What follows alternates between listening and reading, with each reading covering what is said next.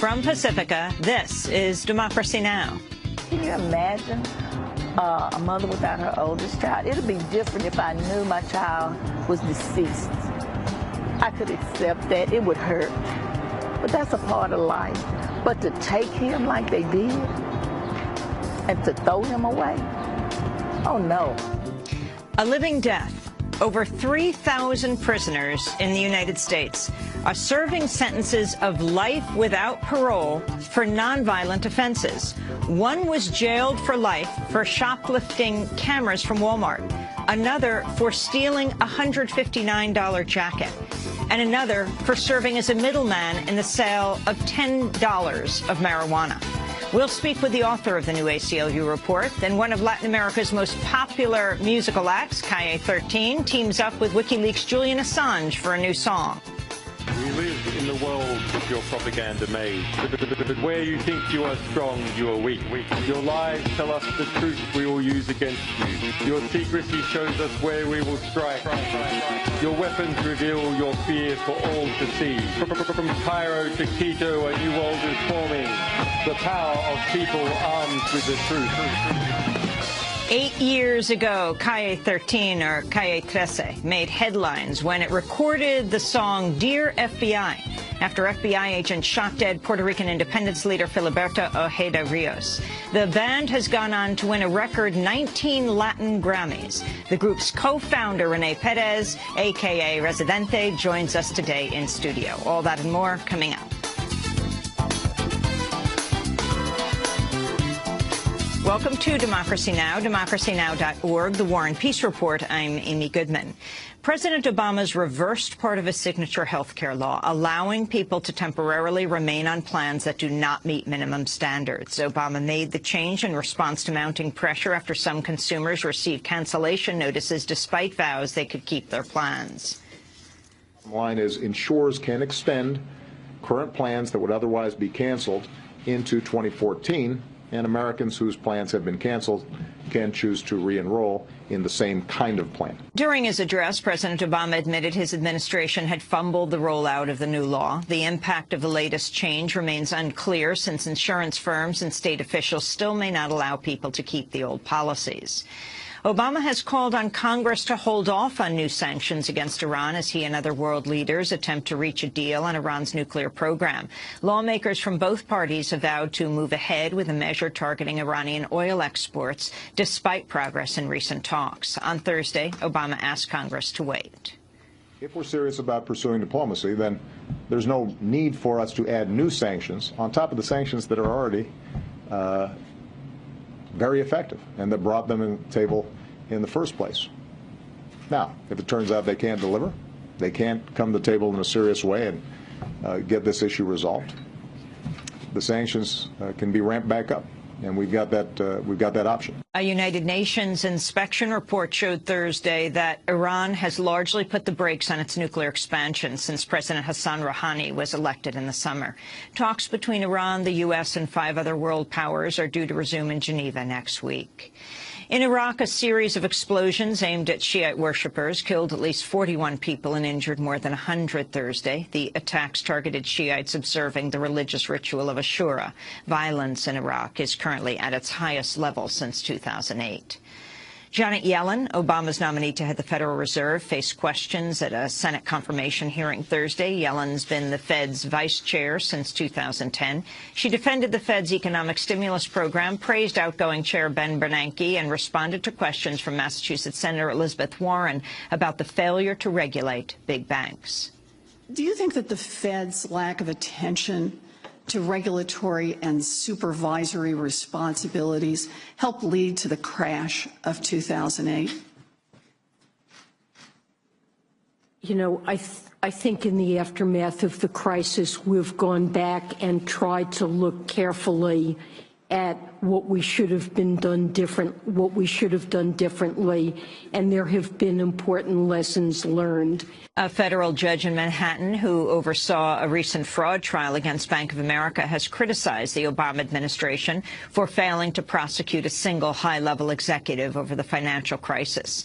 In a speech this week, Judge Jed Rakoff honed in on Attorney General Eric Holder's statement that it's difficult to prosecute banks when it seems doing so could hurt the economy. Judge Rakoff said, quote, "To a federal judge who takes an oath to apply the law equally to rich and poor, this excuse, sometimes labeled the too-big-to-jail excuse, is disturbing, frankly, in what it says about the department's apparent disregard for equality under the law," he said. Judge Rakoff noted Holder was referring to the prosecution of institutions, adding when it comes to prosecuting CEOs, quote, "the excuse becomes entirely irrelevant." Last week, New York Federal Reserve President William Dudley also criticized the big banks, saying some have a, quote, "apparent lack of respect for law, regulation, and the public trust." In the latest potential financial scandal, the United States is investigating the actions of a group of traders at the world's largest banks. Nicknamed the Cartel, the traders allegedly shared information in online chat rooms in a bid to manipulate the price of foreign currencies. Attorney General Eric Holder told the New York Times, quote, "The manipulation we've seen so far may be just the tip of the iceberg." A former FBI agent has been sentenced to 3.5 years in prison for leaking secret information about a U.S. operation in Yemen, which was published in an Associated Press report. The AP story sparked the mass collection of reporters' phone records by the Obama administration in what the outlet's president called a massive and unprecedented intrusion. The leaker, Donald Sachtleben, was also sentenced to an additional 8 years in prison for unrelated child pornography charges. The second international drone summit's taking place this weekend in Washington, D.C. Relatives of those killed by U.S. drones in Pakistan and Yemen are gathering with drone critics from Code Pink and other organizations. Among those traveling from Yemen is Faisal bin Ali Jaber, an engineer whose nephew and brother-in-law were killed in a drone strike. In a letter to President Obama, Jaber said his nephew was a policeman while his brother-in-law was an imam who preached against al-Qaeda. He wrote, quote, "In his death, you lost a potential ally. In fact, because word of the killing spread immediately through the region, I fear you have lost thousands." A new report finds New York City Police Department's controversial stop-and-frisk policy has yielded a conviction rate of just 3%. The report by New York Attorney General Eric Schneiderman reviewed 2.4 million stops between 2009 and 12. Overall, just 0.1% of those stops resulted in a conviction for a violent crime. U.S. District Judge Shira Shinlin ruled stop-and-frisk unconstitutional in August, but an appeals court stayed the ruling last month and actually removed her from the case. Newly elected Mayor Bill de Blasio has vowed to drop the city's appeal of the judge's ruling. The Philippines government says the death toll from Typhoon Haiyan has risen to 3,621 people. The United Nations initially said Thursday more than 4,000 have died, but later said it was reviewing that number. The precise toll is still unclear as decomposing corpses remain on the streets. In Tacloban on Thursday, scores of bodies were buried in a mass grave. A disaster official said the move was temporary. Right now, what we're doing is this is a temporary, collective mass grave. It is temporary because for all the cadavers here, at the meantime, it needs to be buried, to give them a decent burial and to give them dignity to the dead. It's a temporary burial for future identification process. In the latest potent sign of global warming, an Antarctic iceberg the size of Singapore is heading out to sea after breaking off from a glacier in July. The iceberg could disrupt international shipping. New figures show this year is on pace to be among the 10th warmest ever since record-keeping began. Jeremiah Lenguasa of the World Meteorological Organization discussed the findings on the sidelines of the UN Climate Summit in Warsaw, Poland. He said a warming planet is fueling extreme weather. The year 2013 is already on course to be among the top 10 warmest years since modern recordings began in 1850. We cannot, at this stage, attribute a single typhoon to climate change. What we do know, of course, is that climate change affects sea level. And sea level rise. Secondly, climate change affects ocean surface temperatures.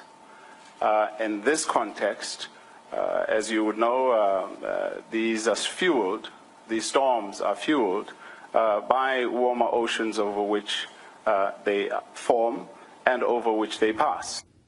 Democracy Now! Will be broadcasting live all next week from Warsaw, Poland, covering the UN Climate Change Summit known as COP19. While the summit continued in Warsaw Thursday, a village in western Poland was rocked by a gas pipeline explosion that ignited homes and killed at least 2 people. At least 13 others were injured. One witness said she thought the world was ending. Another gas pipeline explosion Thursday in North Texas prompted the evacuation of an entire town. Officials say workers accidentally drilled into the Chevron pipeline near the town of Milford. There were no reports of injuries. An enormous plume of black smoke and flames could be seen for miles. Voters in the city of Broomfield, Colorado, have approved a ban on the controversial natural gas fracking technique known as fracking. Initial results showed the ban had failed, but officials now say it passed by 17 votes. All 4 Colorado cities with fracking bans on the November ballot have now approved them. Prosecutors in Michigan are expected to announce today whether they will charge a white man who shot an unarmed African-American woman on his porch. Family members say 19-year-old Renisha McBride was seeking help after a car crash when she was killed by a shotgun blast to the face. A toxicology report released Thursday showed McBride had a blood alcohol level of twice the legal limit to drive. But supporters say the results are irrelevant. They've called for toxicology results on the shooter who claimed his gun accidentally fired at McBride. Activist Jeremy Hammond is facing sentencing today after pleading guilty to a role in hacking the private intelligence firm Stratfor. Emails from Stratfor's servers published by WikiLeaks showed the firm engaged in widespread spying on activists on behalf of corporations. Hammond faces up to 10 years in prison. He's already spent 18 months behind bars, some of it in solitary confinement. And socialist candidate Kshama Sawant has won a seat on Seattle City Council. Sawant is an economics professor who participated in the Occupy Wall Street movement. She's the first socialist candidate to win citywide office in Seattle in a century. And those are some of the headlines. This is Democracy Now!, democracynow.org, The War and Peace Report. I'm Amy Goodman. And I'm Juan Gonzalez. Welcome to all of our listeners and viewers around the country and around the world.